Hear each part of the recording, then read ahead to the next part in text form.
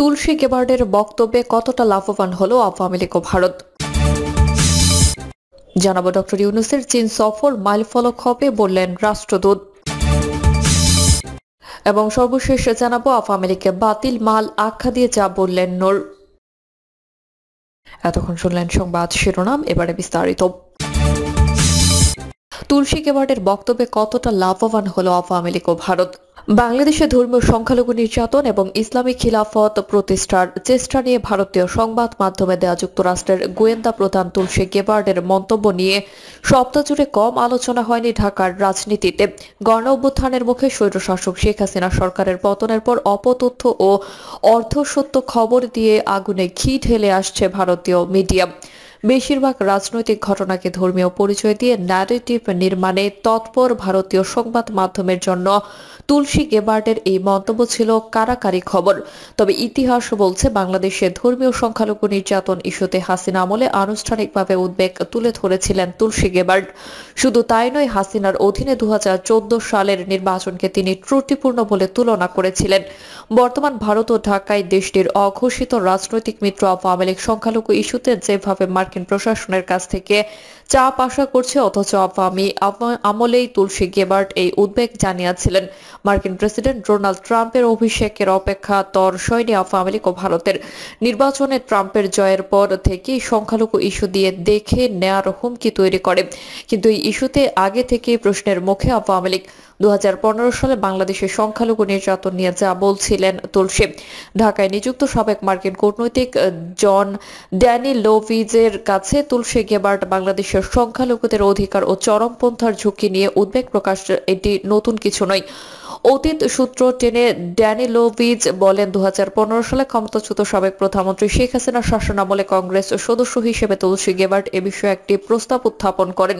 এই প্রস্তাবে তৎকালীন ক্ষমতাসীন আওয়ামী লীগ সরকারের প্রতি মানবাধিকার, সংখ্যালঘু ধর্মীয় সুরক্ষা, গণতান্ত্রিক প্রতিষ্ঠান ও আইনের শাসন শক্তিশালী করার পাশাপাশি চরমপন্থী গোষ্ঠীগুলোর উত্থান ঠেকানোর আহ্বান জানিয়েছিলেন তুলসী গেবার্ড।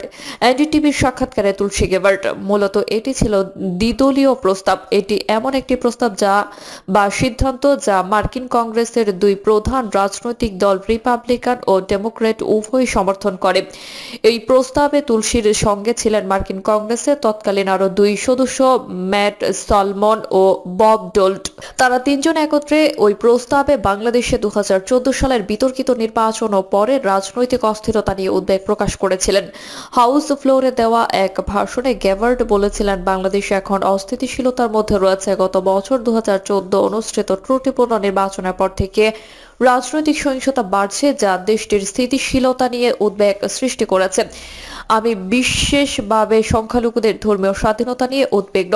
বাংলাদেশে হিন্দু, খ্রিস্টান, বৌদ্ধ ও অন্যান্য সংখ্যালঘু সম্প্রদায়ের উপর ক্রমাগত হামলা হচ্ছে এবং এইসব অপরাধের বিচার হয় না। এটি বাংলাদেশ সরকারের দায়িত্ব। যারা সহিংসতা উস্কে দেয় এবং সংঘটিত করে দেয় তাদের দমন করা এবং সংখ্যালঘুদের অধিকার রক্ষা করা। বাংলাদেশ সরকারকে গণতান্ত্রিক প্রতিষ্ঠান ও আইনের শাসন শক্তিশালী করার পাশাপাশি চরমপন্থী গোষ্ঠীগুলোর উত্থান ঠেকানোর আহ্বান জানায়। ভারতীয় মিডিয়ার মাধ্যমে যুক্তরাষ্ট্র কোনো বার্তা দেবে না। 4 দিনের সফরে ভারতের প্রধানমন্ত্রী নরেন্দ্র মোদী, স্বরাষ্ট্রমন্ত্রী অমিত শাহ, পররাষ্ট্রমন্ত্রী জাতীয় নিরাপত্তা উপদেষ্টা অজিত দোভাল সহ শীর্ষ ভারতীয় নেতৃত্বের সঙ্গে বৈঠক করেছেন তুলসী গেবার্ড। বাংলাদেশে নিয়ে তার এই মন্তব্য এসব বৈঠকের পর কোনো আনুষ্ঠানিক বিবৃতির মাধ্যমে করা হয়নি। তিনি এই মন্তব্য করেছেন এনডিটিভিতে সঞ্চালক বিশু সোমকে সাক্ষাৎকার দেওয়ার সময়। ভারতের শীর্ষস্থানীয় পর্যবেক্ষক ও বিশ্লেষক সিরাধা দত্ত, ভারতের ওপি জিন্দাল গ্লোবাল ইউনিভার্সিটির অধ্যাপক সিরাধা দত্ত মনে করেন, ভারতীয় মিডিয়ার মাধ্যমে যুক্তরাষ্ট্র কোনো বার্তা দেবে না। দুই দেশের প্রশাসনের মধ্যে যোগাযোগ রয়েছে। কোনো উদ্বেগ থাকলে সেটি ওয়াশিংটন সরাসরি ঢাকাকে জানাবে। গত মঙ্গলবার সিরাধা দত্ত যেমনটি বলেছেন, আমি মনে করি না ইসলামিক খিলাফত সম্পর্কে মন্তব্যটি বিশেষভাবে বাংলাদেশের প্রতি উদ্দেশ্য প্রণোদিত ছিল। সংখ্যালঘুদের বিরুদ্ধে সহিংসতা একটি চলমান সমস্যা, যা শুধু সম্প্রতি নয় বরং আওয়ামী আমলের গত শাসন আমলেও ছিল।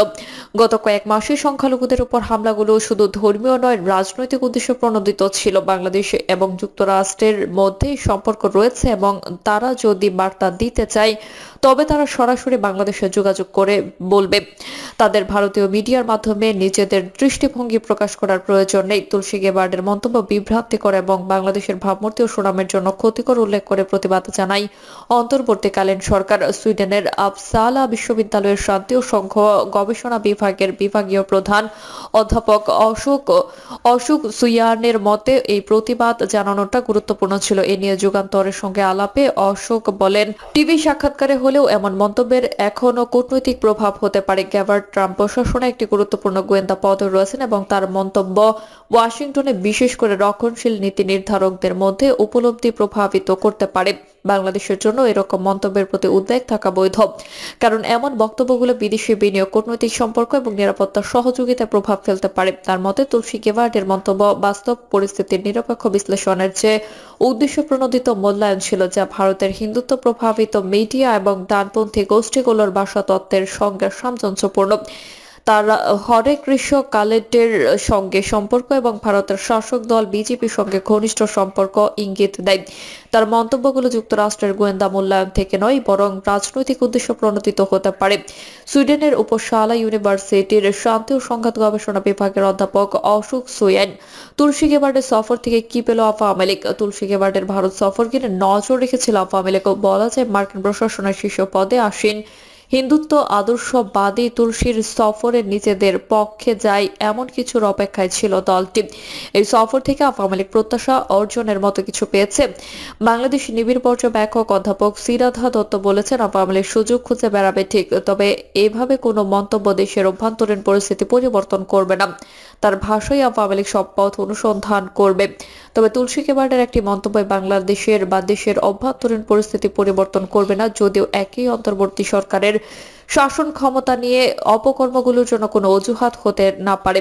এমনকি ভবিষ্যতে দল হিসেবে আওয়ামী লীগ দলীয় সমর্থকদের সমর্থন পেতে লড়াই করতে হবে। 5 আগস্টের পর থেকে আওয়ামী লীগ সামাজিক মাধ্যমে সংখ্যালঘু নির্যাতন ইস্যুতে নানা প্রচার চালিয়ে আসছে।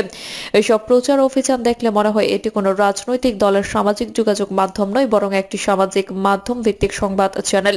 তাই সংখ্যালঘু নির্যাতন নিয়ে যুক্তরাষ্ট্রের মতো বিদেশি শীর্ষ নেতাদের কোনো মন্তব্য তাদের প্রচারণাকে আরো গুরুত্ব দিয়ে তৈরি করত।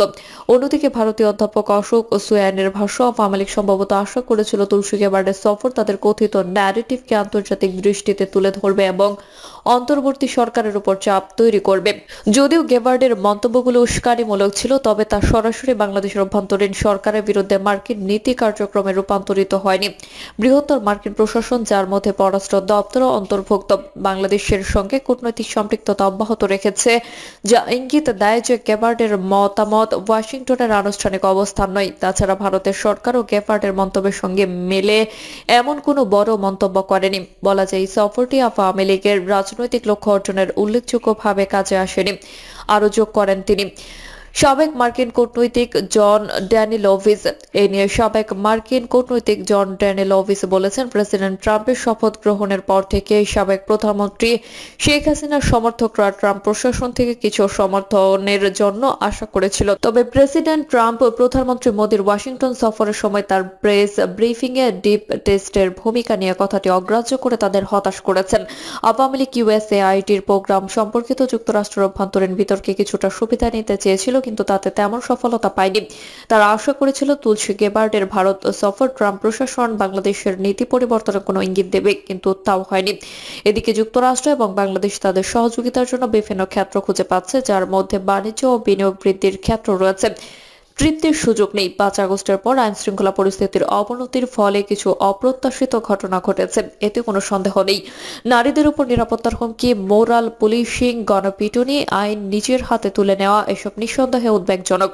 ধর্মীয় সংখ্যালঘুদের আস্থা অর্জন যে কোনো রাষ্ট্রের জন্যই একটি চ্যালেঞ্জ। উপমহাদেশের চিরাচরিতভাবে সংখ্যালঘু ইস্যুতে দেশ কম বেশি অস্থির। অন্তর্বর্তীকালীন প্রশাসন বলে আসছে, দেশের নাগরিক হিসেবে সবার অধিকার সমান। ধর্মীয় পরিচয়ে সংখ্যালঘু তকমা দিয়ে সম্প্রদায় বিভাজনে সরকার বিশ্বাসী নয়। সিরিয়ার বর্তমান শাসক দল যদি দীর্ঘ গৃহযুদ্ধ ও আসাদ পরবর্তী শাসন ব্যবস্থার মধ্যে থেকেও পশ্চিমা বিশ্বকে সংস্কার নিয়ে আশ্বস্ত করতে পারে, বাংলাদেশকেও বিশ্বব্যাপী উন্নয়ন সহযোগী এবং বন্ধু প্রতিম দেশগুলোর আস্থা কার্যকরভাবে অর্জন করতে হবে। কোনো সন্দেহ নেই, পূর্ববর্তী বাইডেন প্রশাসনের আগের নীতি থেকে ট্রাম্প প্রশাসন কিছুটা পৃথক অবস্থানে রয়েছে। ট্রাম্প প্রশাসন ক্ষমতায় আসার পর থেকে বাংলাদেশ নিয়ে সরাসরি কঠোর কোনো অবস্থান গ্রহণ করেনি, বরং বাণিজ্য ও বিনিয়োগের মতো পারস্পরিক সহযোগিতার বিষয়গুলোর উপর বেশি গুরুত্ব দিয়েছে। এতে বোঝা যায় যুক্তরাষ্ট্রে বাংলাদেশের অভ্যন্তরীণ রাজনৈতিক পরিস্থিতি নিয়ে আপাতত বড় কোনো নীতিগত পরিবর্তনের দিকে যাচ্ছে না। তবে স্থিতিশীলতা অর্জনের পথ এখনো অনেক দূর বাকি, তাই খুব বেশি তৃপ্তিরও সুযোগ নেই। প্রিয় দর্শক, এই ছিল এখনকার সর্বশেষ সংবাদ। আপডেট সব সংবাদ পেতে চ্যানেলটি সাবস্ক্রাইব করে বেল আইকনটি ক্লিক করে রাখুন।